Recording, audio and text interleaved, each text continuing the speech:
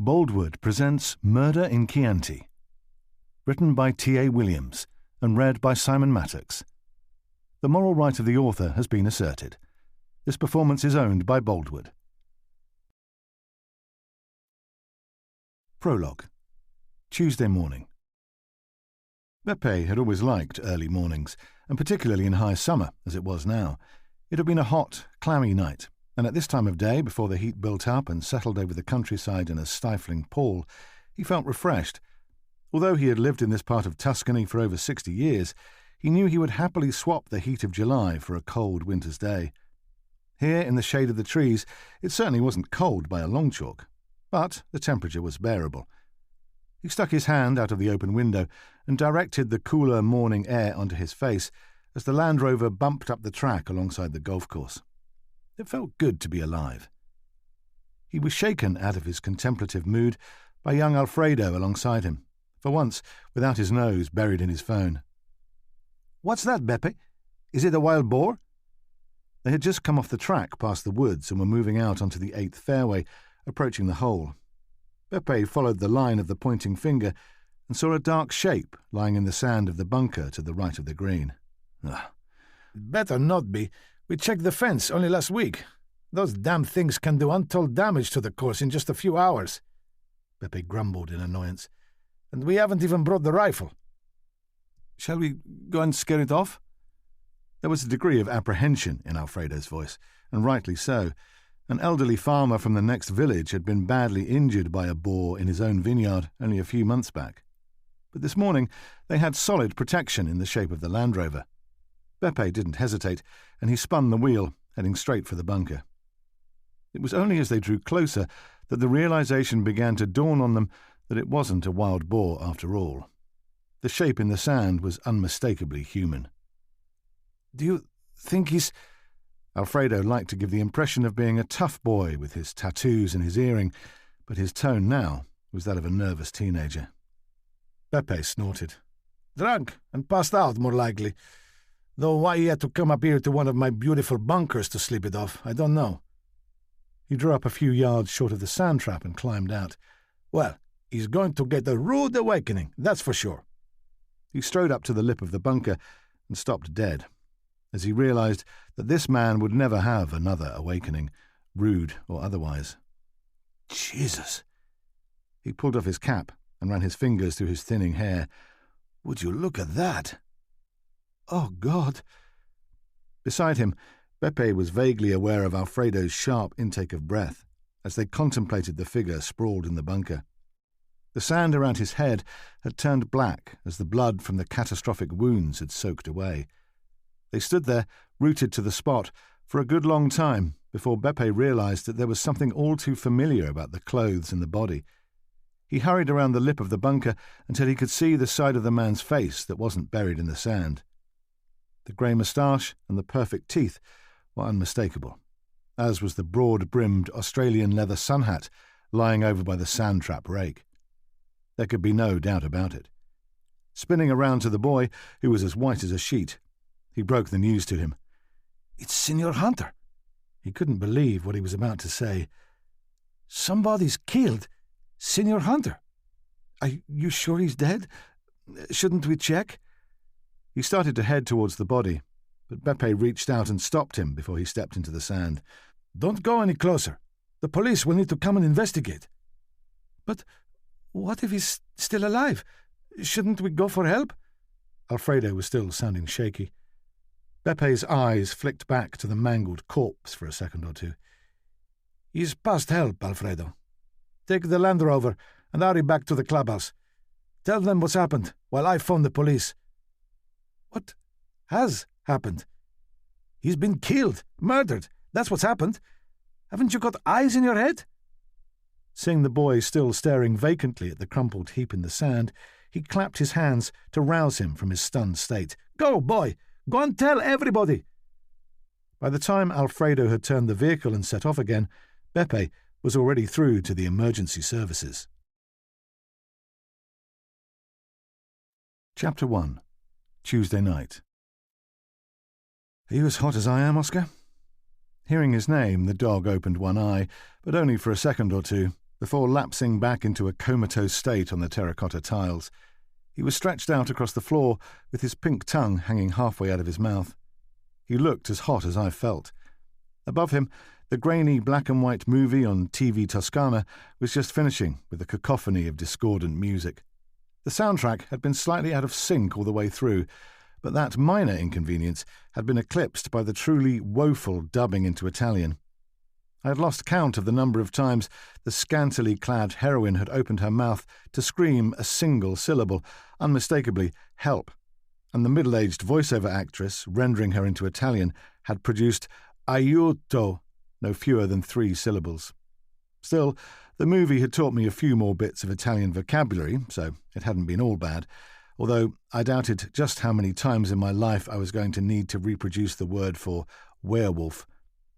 I gave my own pet werewolf an affectionate prod with my toe and continued my one-sided conversation with him, something I'd been doing a lot over the past year since he'd entered my life. Well, even if you're comfortable, I'm boiling. How about a walk? As usual, the magic word galvanized the Labrador into action, and he leapt to his feet, shook himself, and made a beeline for the door. Outside it was a little fresher than in the house, but still very warm, even though the sun had set 3 hours earlier. The sky was clear, and the stars were shining brightly enough to cast faint shadows of me and my dog against the white gravel track. Up here in the hills there was little light pollution, apart from the distant orange glow of Florence to the northeast, and the only noise was the gentle sighing of the lightest of breezes in the branches above me.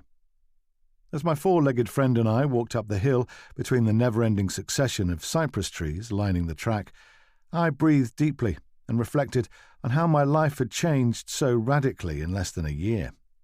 I was now retired, divorced, a budding writer, and living in a totally different country, and I didn't regret any of it, apart from the divorce thing.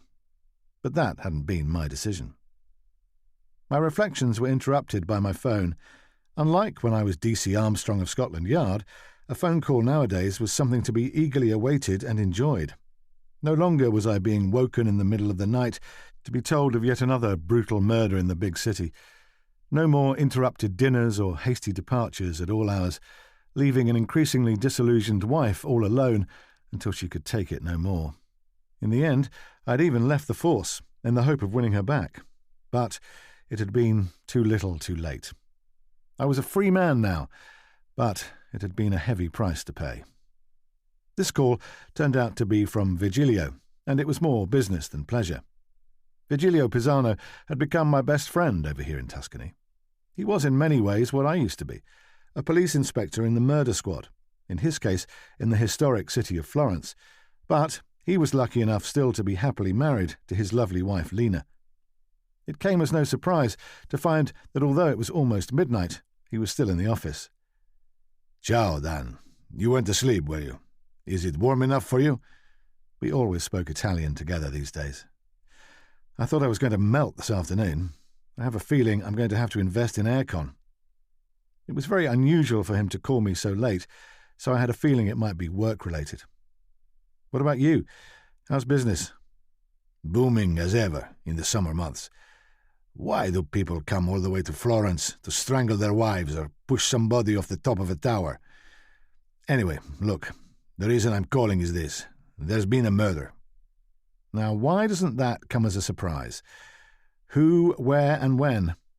And come to think of it, why me? I groaned theatrically. Don't you realize I've been retired now for over a year? Virgilio ignored the retirement remark. The who is a guy called Rex Hunter. The where is the Aquarosa Country Club, which is only a short drive from where you are. And the when is sometime yesterday evening. I'll know more when I get the pathologist's report.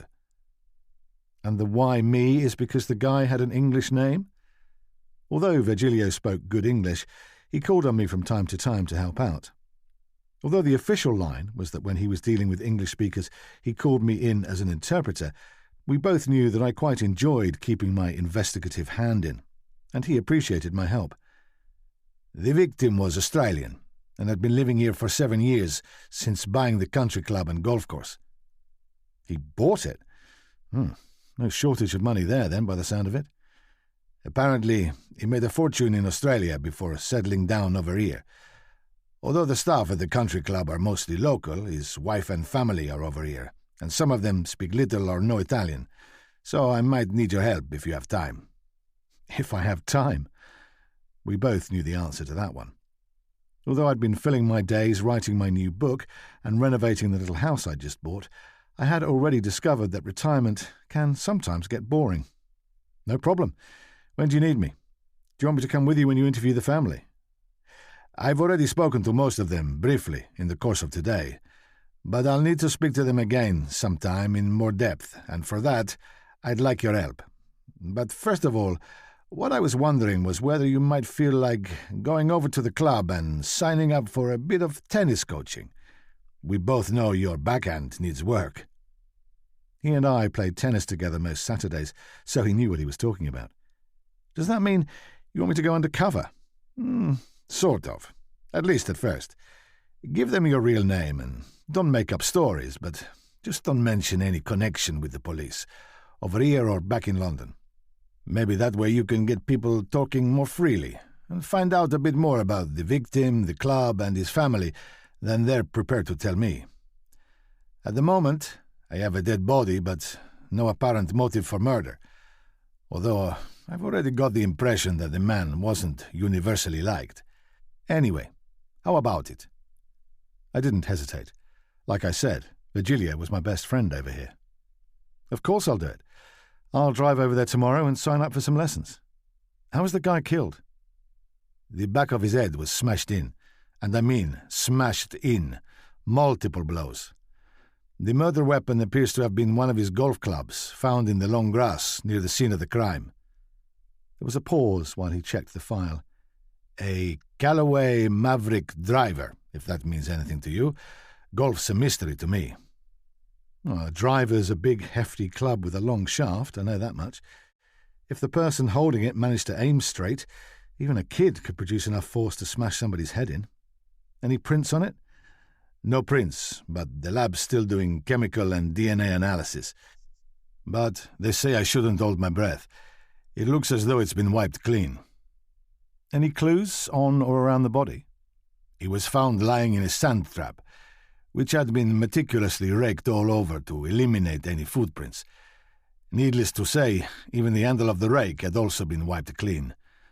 The murderer covered his tracks, literally." "And what about alibis for the people on site?" Assuming it happened yesterday evening, initial impression is that they all seem to be in the clear, to some extent. Like I say, I'll know more when the lab gives me time of death." We chatted some more, and he asked me if I needed instructions on how to get to the club, but I told him there was no need. It was only a short drive away, and I'd even been there for dinner the previous month when my daughter and her fiancé had been visiting.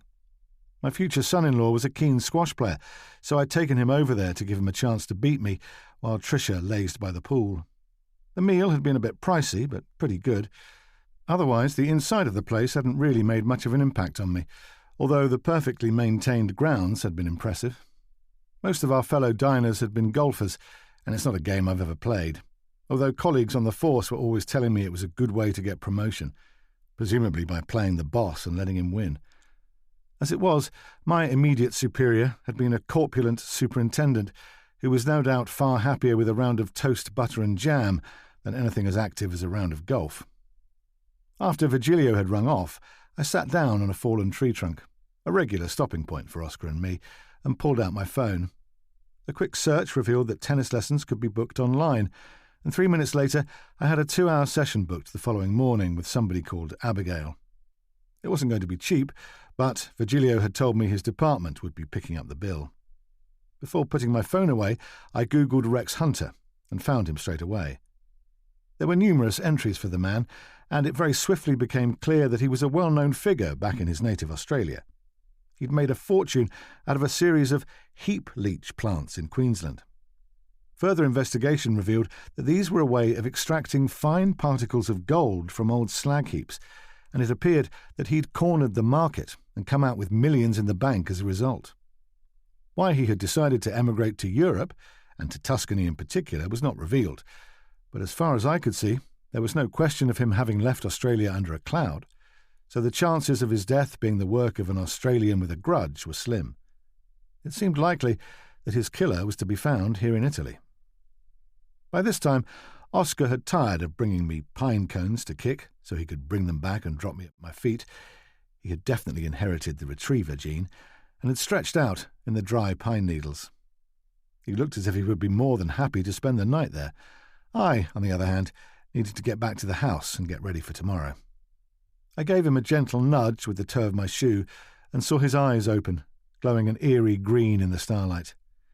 "Come on, dog. Some of us have got work to do." Although Oscar didn't look too impressed, this sounded really rather good to me. The prospect of a brief return to my previous life was going to be welcome. Chapter 2. Wednesday morning. The Aquarosa Country Club also looked welcoming as I drove in the following morning. The golf course, sports complex and restaurant stretched over a pair of gently rolling hills to the south of Florence, the whole site dotted with the iconic Tuscan mix of umbrella pines and cypress trees. On my way there, I'd driven through acre after acre of the legendary Chianti'The vineyards, the rows of vines laid out with mathematical precision and punctuated by olive groves. The entrance to the club was through impressive stone gateposts, and the drive to the clubhouse was flanked by an aromatic mixture of rosemary bushes covered in blue blossoms and a fine selection of colourful roses. It was easy to see that the ground staff here earned their keep. The clubhouse itself had probably once been a pair of large stone barns, now tastefully joined together into one unit by a complex network of glazed corridors leading to a main atrium. This was clearly the work of an architect, and equally clearly it hadn't been cheap. Virgilio had ordered that the golf course remain closed for now, so there were very few people around. The only signs of life were a couple of young people in tennis gear heading back to the clubhouse after an early morning game, and a fit-looking woman in a crop top and shorts who jogged past me. I gave her a little wave, but she was clearly in the zone and gave no acknowledgement of my greeting. As she passed me, I saw that her cheeks were glistening with moisture. I wondered idly if this was just perspiration, it was already really warm, or if she'd heard the news of the murder and was grieving. One thing was for sure, if young people like these were sweating, it didn't bode too well for a middle-aged man like me. Maybe I should have opted for just 1 hour of tennis coaching. Although under normal circumstances I would have come ready changed and then driven home for a shower afterwards, I had brought my tennis gear in a bag, as I thought it might be a good idea to use as many of the facilities as possible so as to get an overall feel of the place. Leaving the car in the car park, I followed a path between lush shrubs and clumps of lavender swarming with bees. It was a charming spot, and it seemed incredible that it could have been the scene of a brutal and gruesome murder only 36 hours previously. I walked into the reception area through automatic glass doors that hissed closed behind me, and the cool of the air-conditioned interior felt positively polar after the heat outside, but I wasn't complaining. After 55 years living in London, my first full summer in Tuscany was proving a challenge, although I kept telling myself that if a fur-clad Labrador could handle it, then so could I. Mind you, Oscar had been born here, so he was far better prepared for high temperatures than I was. The entrance hall was a large open area, and the wall opposite the door was emblazoned with a tasteful deep green logo of a pair of cypress trees and the name of the club. On the right-hand wall was a polished wooden board with a list of names of winners of various golf tournaments picked out in gold. Below it was a glass-fronted cabinet containing a selection of trophies, ranging from gold plates to what looked like a silver Chianti flask. Photos of golf celebrities, some of whom I even recognised, decorated the rest of the wall, and all around the room were beautifully maintained plants in terracotta pots.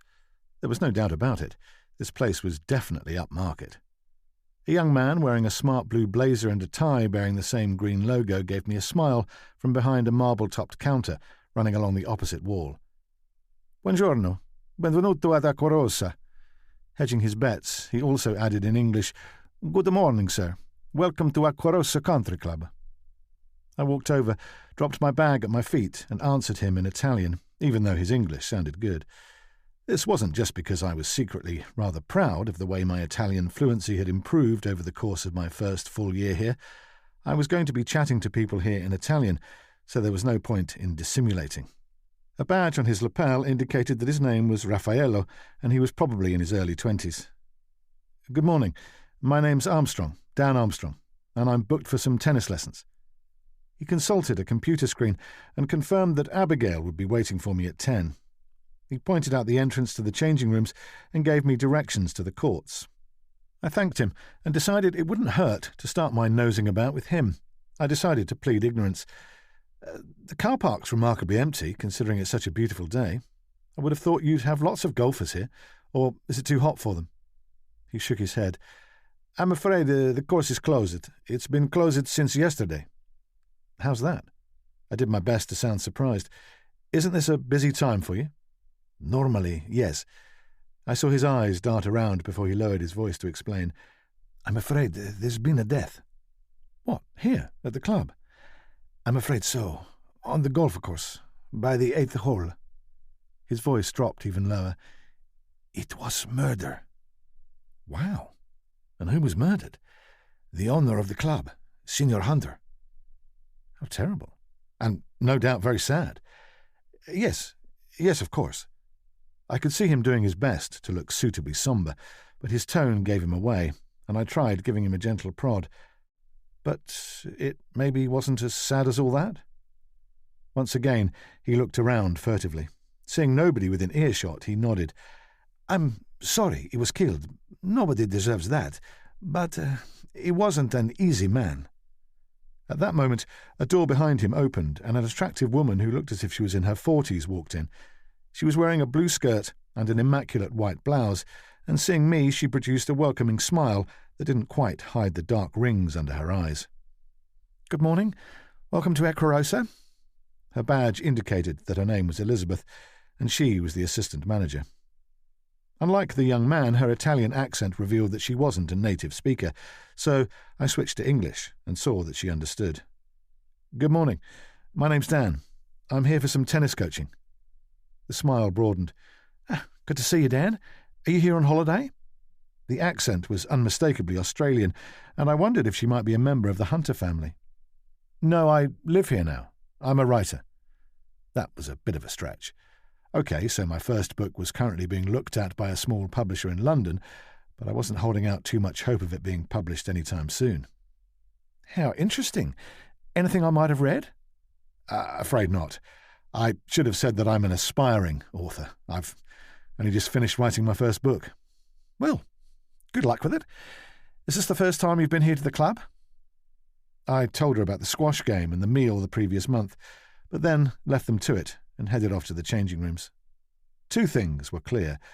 Virgilio's suspicion that Rex Hunter hadn't been the most popular of men appeared to be dead right, and Elizabeth, the assistant manager, was either worried about something or maybe grieving for her dead boss more than her colleague on the front desk. I changed into my tennis gear, stuffed my clothes into a locker and made my way outside again. The heat hit me like a physical slap, and it occurred to me yet again that the idea of running about for 2 hours in the sun at my age probably wasn't that wise. I hoped there wasn't going to be a second unexpected death at the Aquarosa Country Club. In this case, a 56-year-old ex-copper who should have known better. I walked past a row of parked golf buggies, looking for the tennis courts. These were about 100 yards from the clubhouse, partially hidden from sight by a meticulously pruned laurel hedge and surrounded by a high-wire fence. The good news was that the court where I was to be playing was partially shaded by 3 massive umbrella pines, each of them taller than the clubhouse itself. At this time of day, they provided welcome relief from the sun, but I estimated the sun would have moved around by noon, and we would be fully exposed.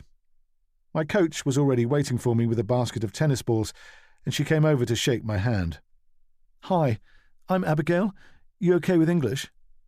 Her accent was British. She was a good-looking woman, maybe in her late 20s, and with her blonde hair and long golden-tanned legs, I felt sure she would be popular over here in Italy. It hadn't taken me long to discover that Italians had a thing about blondes. And why not? I introduced myself, and we chatted a little before starting the lesson. I learnt that this was her second year here, and that she lived in the nearby village of Aquarosa. There were no rings on her fingers, and she made no mention of a partner. We knocked a ball about for 10 minutes or so, until she got an idea of my level and my weaknesses. When we stopped and met at the net, she gave me her diagnosis, and unsurprisingly, it started with my backhand. For the next hour or so, she instructed me until I could feel a definite improvement in my game, and this cheered me. Even if it turned out that I might not be able to help Virgilio solve the murder, I would at least be getting some positive benefit from my visit to the club. By the time we stopped for a break and a welcome drink of water, I was sweating profusely, and willingly accepted her suggestion of sitting down on a bench in the shade for a few minutes. After discussion of my tennis progress, I turned the conversation to recent events. This was what I was there for, after all. I gather from Raffaello at reception that there's been a murder. The owner of this place, apparently. Abigail, too, took a surreptitious look around before responding. That's right, Rex Hunter. They say he was beaten to death with his own club. Like Raffaello, she didn't sound too cut up about her boss's death. In fact, she didn't sound in the least bit distressed by his demise. Do the police have any suspects? I tried to distance myself from the investigation, at least for now. She shook her head. There was a flicker of something I couldn't immediately identify on her face. Dislike, maybe?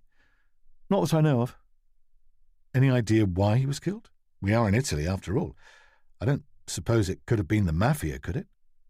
Virgilio, no doubt, had people looking into this as a possibility, but he hadn't so much as hinted at any involvement with organised crime. Still, I felt it was worth a shot as a conversation starter. I have no idea. There was a long pause, which I didn't interrupt. Finally, she took another apprehensive look around before speaking. I really don't know, but I think the police would do well to concentrate their inquiries a bit closer to home. Another pause. He wasn't a very nice man. Her expression hardened and confirmed my suspicion that what I had spotted before had been distaste or more. In fact, he was a horrid man. In spite of the heat, she actually shuddered. Is that the voice of experience speaking? Was he horrid to you? If groping me and propositioning me is what you mean, then yes. It was looking increasingly as though the murder victim had not endeared himself to many people around here. Ah, I see. I gave it a few seconds. But surely he must have been way older than you. About twice my age. But that didn't stop him. Just because he had money, he thought he could have whatever he wanted. Another look around. She dropped her eyes to her hands. Do you know what he said to me? He said he'd give me lots of gifts if I had sex with him. Gifts? What did he think I was? A common whore? There was real anger in her voice now. And do you think he tried it on with other women here at the club? I'm sure he did. He was a beast. She shook herself and stood up. Anyway, enough about him. Come on, we still need to work on your serve. I followed her back onto the court, my thoughts still on Rex Hunter. It would appear that he had been a sex pest, and there might be a number of women who would have been happy to see him out of the picture, starting with my tennis coach herself. Mind you, there's a big difference between wanting somebody out of the way and beating them to death with a blunt instrument. By the time noon came, I was more than happy when the lesson came to an end. Not that I hadn't enjoyed it or found it useful, but my supposition that the sun would have cleared the trees by lunchtime had proved right, and it was scorching hot. Even the metal bolt on the gate and the fence around the court was almost too hot to touch. I thanked Abigail, and we arranged to have another session next morning at the earlier time of 9, in the hope of avoiding the worst of the heat. Back at the clubhouse, I took a tepid shower and gradually turned the water temperature right down towards the cold setting as my body slowly cooled down. I spared a thought for Oscar. I had left him at home with Maria, who came in on Wednesdays to clean, but she went off at noon, so he would be left on his own. I decided to have a quick drink at the bar rather than a meal and head off home before he decided to chew through an electrical cable or raid the fridge, but I resolved to return to the club later on. The bar ran along one side of the main central atrium. This was a spectacular piece of architecture, and the curved glass panels in the roof reminded me of the Eden project in Cornwall that I'd visited with my wife back in happier times. Not unexpectedly, considering where the club was situated, I noticed that they had a terrific selection of different bottles of Chianti on the shelf behind the bar. It was far too hot for alcohol, so I ordered 2 bottles of blissfully cold, alcohol-free beer, to which I was rapidly becoming addicted in the heat of summer. I drained the first one straight away, but took my time over the second. Instead of sitting down at a table, I perched on a bar stool and chatted to the young woman behind the bar, who looked as if she was too young to be touching alcohol, but maybe that was just me showing my age. Her name badge indicated that her name was Annalisa, so I spoke to her in Italian. With so few customers, she appeared happy to talk, and, as with my tennis coach, I gradually brought the conversation around to Mr. Hunter. "I've been hearing about the murder. How awful. Presumably the police have been involved." I did my best to sound like an interested outsider. "They were here all day yesterday, and I've just been told that they're coming back this afternoon to take statements from everybody." She looked apprehensive. "Do they think one of us did it? It's not nice being considered a suspect in a murder case." "I'm sure it's just routine," which it was. They probably need to establish who was where at the time of the murder. "As for suspects, do you think it might have been somebody here?" I saw her make as if to speak, but then clam up and reach for a cloth to wipe the bar. A shadow fell across us, and I turned to see a man approach. He was a tall man with perfectly styled hair, wearing immaculately ironed blue chinos and a crisp white polo shirt. On his left breast was the logo of Aqua Rosa Country Club. He extended his hand and treated me to a broad smile. From the ease with which he produced it, I surmised that he had a lot of practice at greeting people. "Good morning. Welcome to the club. I'm Adam Hunter. Did I hear that you've been having tennis lessons?" His accent was faintly Aussie, and he made no attempt to address me in Italian. He looked as if he was in his mid-30s, which would make him around about the right age to be a son of the victim. If this was the case, then it was interesting that he didn't look particularly overcome with grief at the demise of his father, although he might just be a good actor. He subjected my hand to a firm, but thankfully not crunching, handshake, and I introduced myself in my turn, being careful not to mention my previous occupation or my real reason for being here today. He stayed with me, chatting about inconsequential trivia, ranging from the price of tennis rackets to the best Chianti producers in the area, before taking his leave. As he went off, presumably to schmooze other customers, I returned my attention to Annalisa behind the bar. "Was that the manager?" She nodded. "That's Mr. Hunter, Jr." She stopped and corrected herself. "Of course, now I suppose he's just plain Mr. Hunter." "Seems a nice sort of guy." "A lot nicer than his father." No sooner had she said it than she blushed. "I'm sorry. I know we shouldn't speak badly of the dead." "You didn't like Mr. Hunter Sr.?" If anything, her blushes increased. "I don't think many people here did. Certainly not many of the women." This appeared to be a recurring theme. "But his son's not like him?" "Adam's very different from his father. He's okay." "Does he live locally?" She nodded. "He lives in the bungalow, behind the villa." "The villa?" "It's up at the top of the hill, among the trees. That's where Mr. Hunter lives. Lived." "And is Mr. Hunter Sr.'s widow involved with the running of the club?" "Oh, no. They only got married a month or so ago, and they didn't come back from honeymoon until recently. I've only seen her down here once." "Wow. Only married a month and already a widow." This struck me as one hell of a coincidence. I made no comment, but I made a mental note of the fact. Detectives don't like coincidences, because all too often they turn out not to be coincidences at all. I took a long swig of my beer and glanced at my watch before trying to sound as casual as I could. "Can you think of anybody here who might have murdered Mr. Hunter?" I drained the last of the beer and was already turning away as she replied, "Not really. I don't think he had many friends, but that doesn't mean anybody would actually murder him, does it? Who could bring themselves to kill somebody?" That, of course, was what Virgilio had sent me here to find out. The fact of the matter was that the man had definitely been murdered, so somebody somewhere had wanted him dead. The next step would be to establish motive for the killing. Being a sex pest and not having many friends wasn't going to cut it. Chapter 3. Wednesday afternoon. After a light lunch at home of bread, cheese, and a couple of slices of cured ham from the leg I kept in the larder, Followed by juicy figs from the gnarled old tree in the garden, I picked up my iPad and checked out the layout of the country club on Google Earth. To the left of the golf course were more Chianti vineyards, while on the right there was a stretch of woodland, sandwiched between the course and an olive grove, with more vineyards beyond. As I pored over the map, it occurred to me that I could probably kill 2 birds with 1 stone by giving Oscar a good walk and checking out the scene of the murder at the same time. Maybe I could also take a look at the Hunter family villa on the hilltop as I did so. Signs by the club entrance had made it clear that dogs and golf courses don't mix, so I could hardly walk straight up the fairway with Oscar. Dogs, particularly black ones, also don't mix with bright sunshine, so the dense woods looked ideal for a refreshing stroll for both of us.